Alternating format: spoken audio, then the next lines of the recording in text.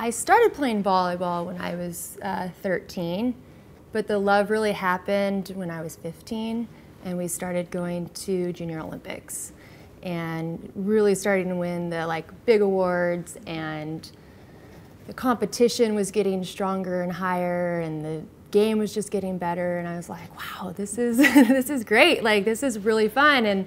And volleyball for me just came naturally because I was a basketball player before, and I always thought, oh, I'm going to be basketball. And then literally 2 years into volleyball, I was like, whoa. There was just something about the sport that I enjoyed.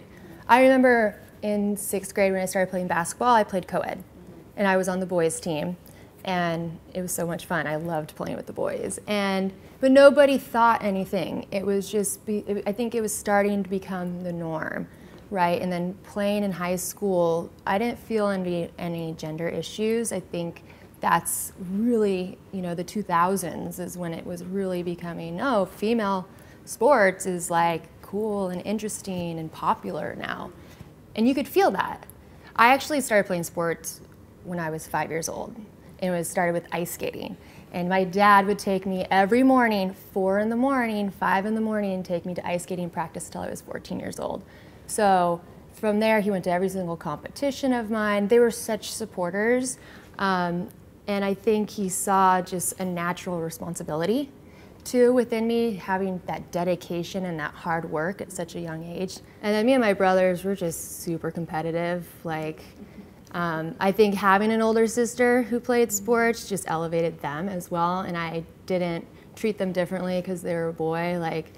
I would still kick their butt, and we'd compete and go in the backyard and play basketball, or all 3 of us go play volleyball together. So there's just, and they didn't treat me different either.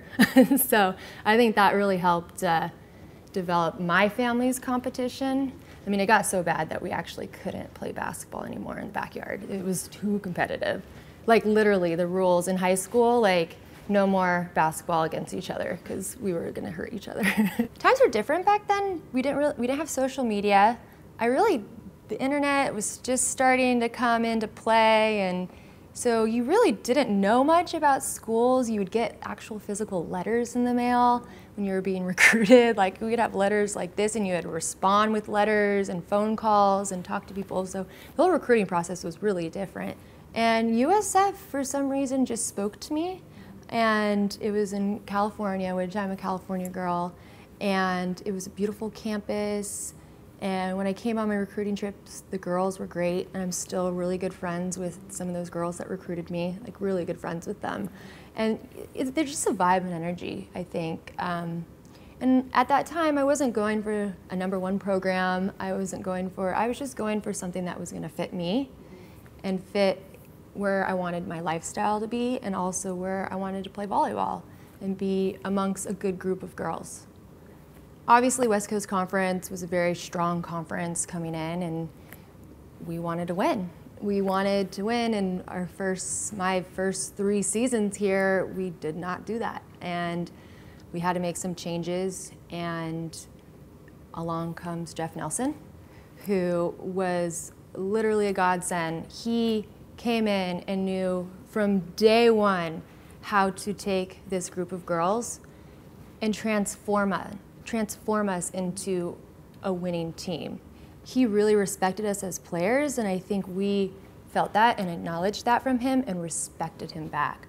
So having a mutual respect on the court, I think only breeds positive energy, which breeds positive outcomes, which led to winning. I mean, that year at USF, we had such a following amongst students that we had people showing up in our jerseys, and our rafters were full, the seats were full. Everybody on campus was kind of getting around our program for the first time, and it just was so inspiring. And going into the tournament was our ultimate wish, and it happened.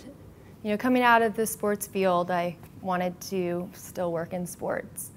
Didn't know what I wanted to do, got connected with this group of people who, ironically, one of the owners of the firm was a female as well. who has transitioned to be one of the strongest, most influential females in the sports industry, which, you know, for most of us we know is usually very highly male dominated.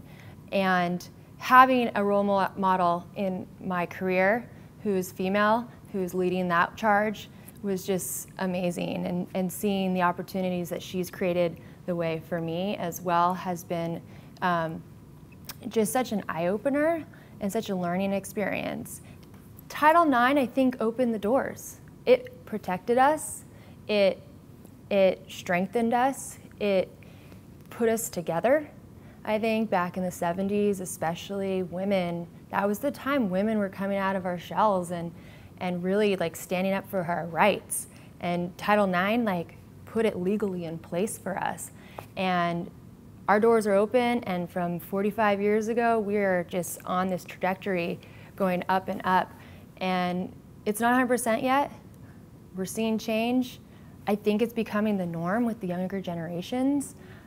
I look at my daughter and I'm like, God, you don't even know. Like, you're gonna just raise into automatically thinking, I can be the CEO of this company, not even a question. And I feel like Title IX was a big part of changing that mindset.